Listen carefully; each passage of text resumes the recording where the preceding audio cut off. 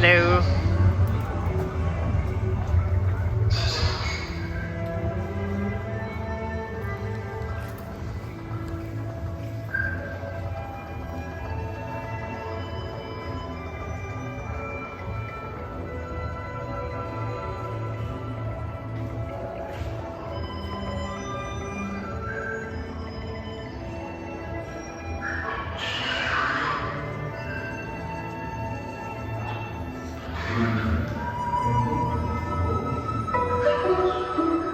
Ah, China.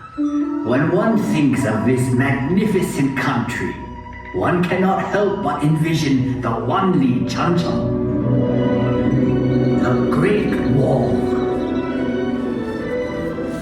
It once stretched like a mighty dragon across 4,000 miles of China. Welcome. I am Li Bai, a poet of the Tang Dynasty, and I have returned to share with you reflections of my beloved China. Like this great wall, it winds like a road across timeless landscapes, but one can also find landscapes that are ever changing.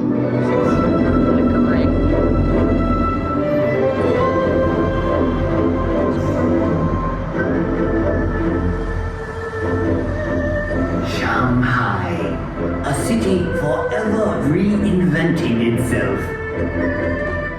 Vibrant, sophisticated, romantic.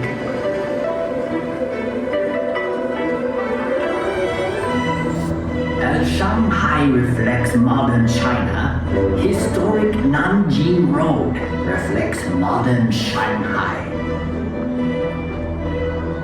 Set your gaze across the Huangpu River and you will find a new China that reaches for the sky. Yet in this city of East meets West, one can still find treasures of Shanghai's stately European influence. Even in the hectic pace of modern China, there is always time for Tai Chi, a tradition that has endured for centuries.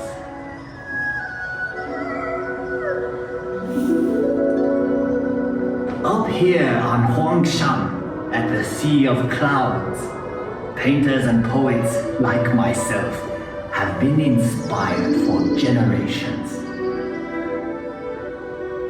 In China, we say, a poem in every painting, and a painting in every poem. We have had a long history. Much of it has been recorded in this fashion. However, it may be said that the history of the Chinese people is not written in ink, but with water. The mighty Yangtze River. A fellow poet once wrote, traveling against the currents of the Yangtze is more difficult than climbing to heaven. That may have been once true, but no longer.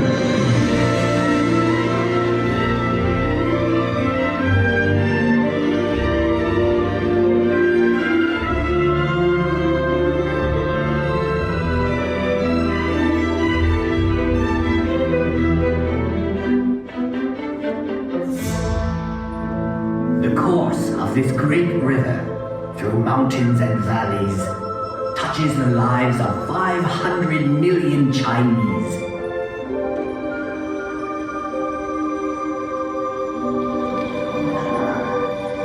There is no better example of China's harmony with water than Suzhou. This ancient city sits on the longest man-made waterway in the world. When Marco Polo traveled this way, he called Suzhou the Venice of the East.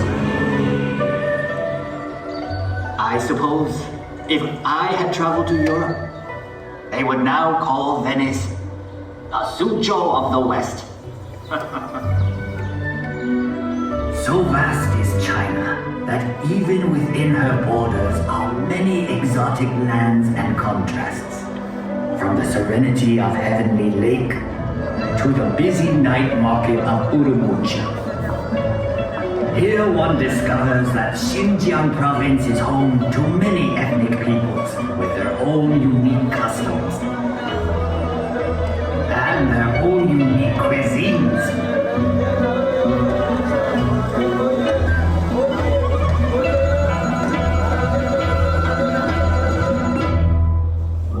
Out here in the Gobi Desert, one still finds travelers on the ancient Silk Road, the same road that over 700 years ago brought Marco Polo to these very gates. The gates of Jiayuguan, the extreme western end of the Great Wall. A visit to Inner Mongolia shows us a reflection of an earlier time. Here, the nomadic people still live much as they always have.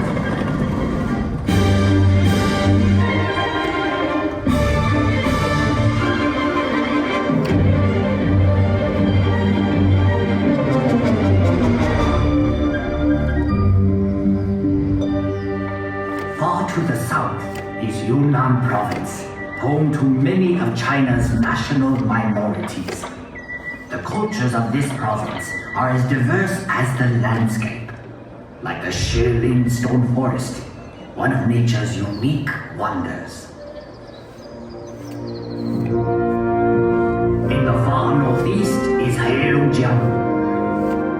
Although winter here can last 6 months, the people celebrate by carving magical sculptures of ice.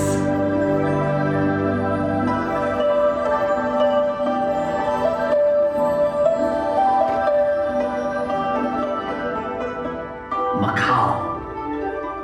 After 400 years, this exotic land of Portuguese charm is once more within China's borders.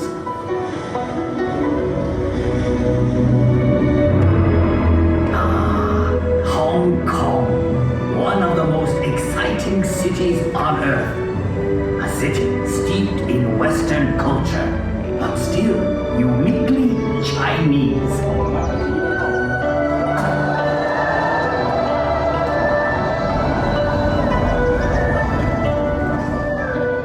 Even Hong Kong's buildings, thrusting ever skyward, reflect the city's vitality. Hong Kong, ever on the move. Yes, the Chinese landscape changes swiftly, but one can also find enduring legacies that reflect our past. Everywhere one sees our history. Ancient treasures like the 9-dragon screen reflect our traditions. Dragons were a powerful symbol of the emperor's authority. For centuries, the tombs of China's emperors have been watched over by these remarkable warriors of terracotta and these figures of stone.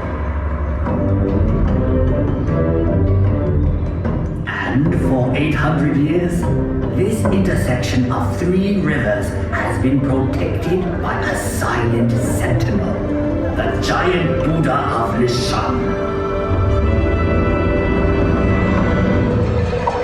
One can find a living legacy of China's past in the world-famous Peking Opera.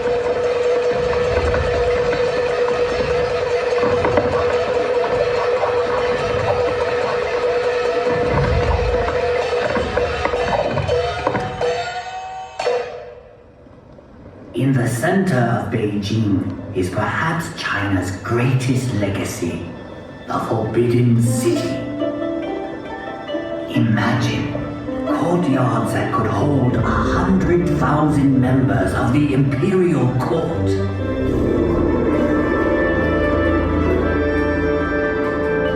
For 500 years, this vast walled city was the home of 24 emperors, the sons of heaven. But But today, all the world can pass through this gate.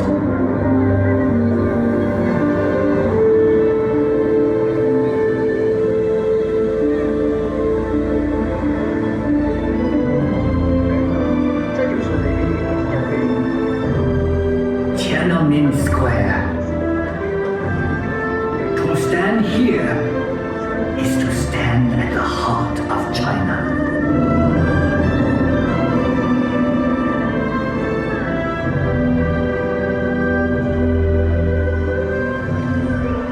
Beihai Park was once a playground for the emperor, but now it is a playground for all of China.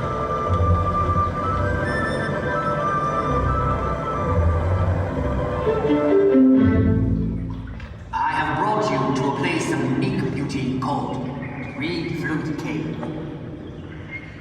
The same forces that shape these pillars of stone have done a more remarkable job directly above us.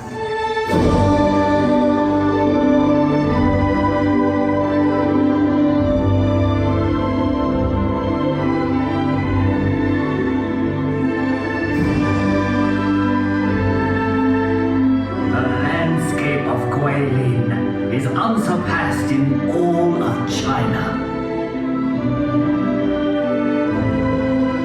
Countless artists and poets have struggled to capture the unique beauty of this region.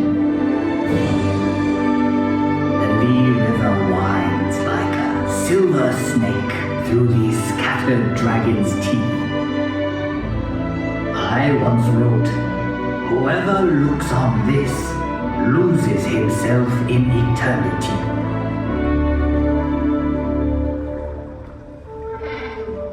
We have seen many reflections of China, but the true face of China can be found in our people.